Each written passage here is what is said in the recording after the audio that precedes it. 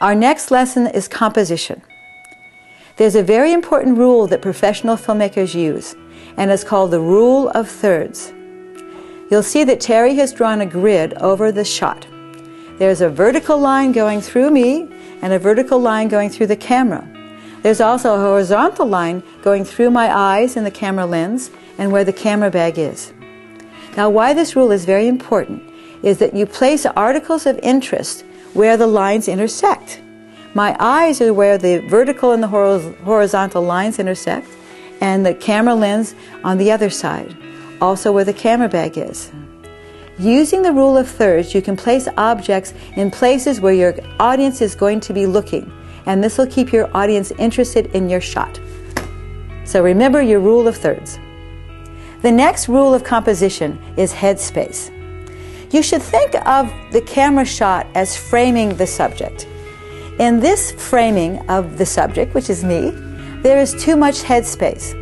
Headspace is the space between the top of my head and the top of the frame. If you have too much headspace, it's empty space. It's not telling your story. On the other hand, if you have too little headspace, it looks like the poor subject is bumping into the top of your frame. You want to have just enough headspace so the audience is comfortable. There should be enough headspace so that you're not bumping into the top of the frame, but not too much so that there's empty space. The next rule of composition is look space. If I'm looking and talking to someone that's off camera and I'm the subject, but there's more room behind me than in front of where I'm looking, then that's a lot of empty space. What I want to do is move the camera over so that I have more room where I'm looking.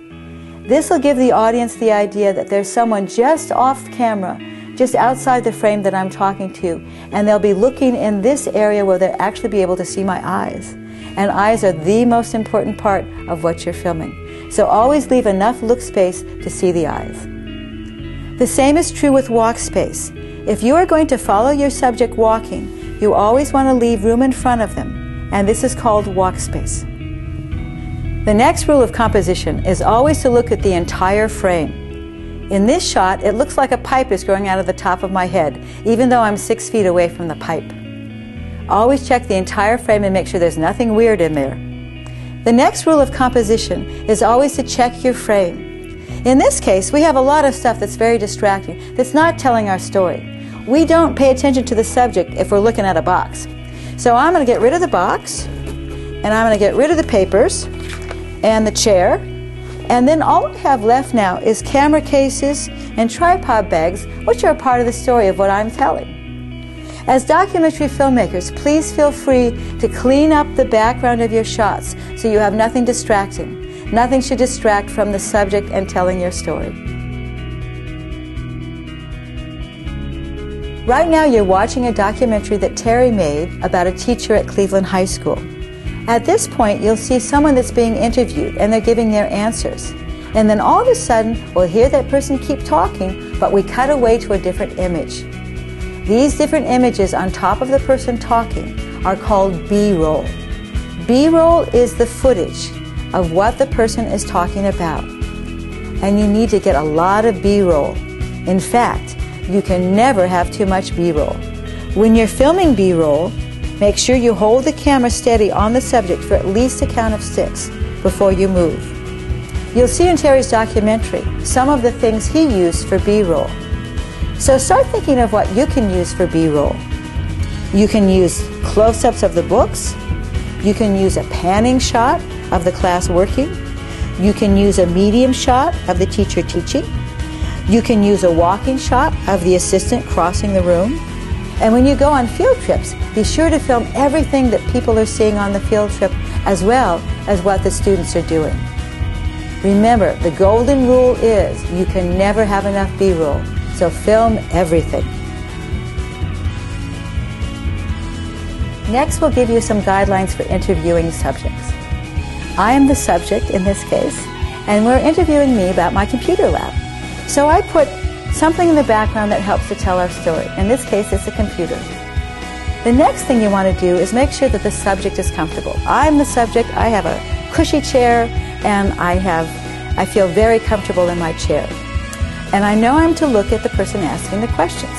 The person asking the question should be the same height as the person answering them, or the subject. So the person asking the questions sits right to the side of the camera, because I don't want my subject looking into the camera. That makes them very uncomfortable. But I put a person with a smiling face right close to the camera at the same eye level as I am. So once you've set up a good background that tells your story and you've made your person comfortable, you're going to start your interview. And you're going to ask that camera operator to not even let you know when they start recording, so that the subject doesn't know, because people get very nervous in front of a camera. So the first thing you're going to ask them to do is to spell their name. You'll say, "What is your name?" And I'll say, "My name is Evelyn Seubert," and you'll ask them to spell it. EVELYN SEUBERT. This way we'll have the person's name on the tape, and we can spell it properly and then put it in the documentary as a graphic. The next thing you're going to do is you're going to ask a few simple questions to get the subject warmed up. And one of the things you're going to do is you're going to ask your subject to repeat the question in the answer. So for instance, my person asking me questions is going to ask, "Evelyn, what color eyes do you have?" And I'll say, "My eyes are blue." And then you'll keep going that way. You can stop the person if they forget to put the question in the answer. So if this person asks me, "Where were you born?" and I say, "San Francisco," that doesn't help us. You can stop the subject and you can say, "Please, would you mind putting the question in the answer?" That would help us a lot. And then the person will remember to do that. When you're asking the questions, there's a couple of things you can do to make your subject really comfortable. One of the things is to be comfortable yourself. Make sure that you're comfortable in your chair, that you're leaning forward just a little bit, and the most important thing is to really look at them and listen to their answers. So if I'm looking at my subject, I'm looking forward, I'm smiling at them, my eyes are alive, and I'm really listening to everything that they say. I'm not going to worry about my next question. If I listen to them, I'll find my next question. My goal as the person asking the questions is to ask just a few questions and to get my subject talking all day. Be careful when you are being the person asking the questions. You don't want to make any sounds while they're answering. You don't want to be going, "Oh yes, I know what you're talking about," because we won't be able to cut that out. What you want to do is lean into them and silently nod your head, smile with your eyes, let them know you're getting it. Pretty soon they won't even know that camera's there. Now I want to give you some examples of a good interviewer and a bad interviewer. First, I will do the good interviewer. This is a good question person. I'm comfortable, I've made my subject comfortable, I'm looking and I'm smiling at them, and I give them an easy question first. And I say, "How long have you been teaching?" "I've been teaching for 11 years. And then that's a quick question. So that didn't get them talking very much, but it's something they knew the answer to. So I give them a question they know the answer to right away. And then I give them another one, just to make sure we're comfortable. I say, "Where do you teach?" "I teach at Cleveland High School." And then I go into a question that maybe I can get them talking a little longer. So I ask them a how or a why question. I say, "How did you start teaching?" "Well, I met my teaching partner, James Gleason, at a screening of a film that I was working on with my film production company. And he told me that he taught kids how to make movies. And I said, I have to do that." And I slowly started going to his classes and watching him teach the children. And I loved it so much that I eventually became a teacher myself. A question like that can have someone talk for 5 minutes. And that's great. You just keep going with them. Now I'm going to give you the bad interviewer. One of the things a bad interviewer does is they ask someone a question that can be answered in one word, and then they don't follow up on it. "Well, do you like teaching?" "Yes." Another thing that a bad interviewer will do is they'll ask several questions at once. They'll say, "How did you start teaching? And who was it that introduced you to teaching? And what was your first experience in the first year of your teaching?" Could you repeat the question, please? So the poor subject doesn't have a chance to figure out what they're talking about. Make sure you ask one simple question at a time. Another thing that a bad interviewer will do is they will give their opinion. Well, you know, I've taught before myself, and I find that a teacher is really a role model for a person's life. You know, you can go on in a life, and if you've had a really good teacher, they will stick with you forever.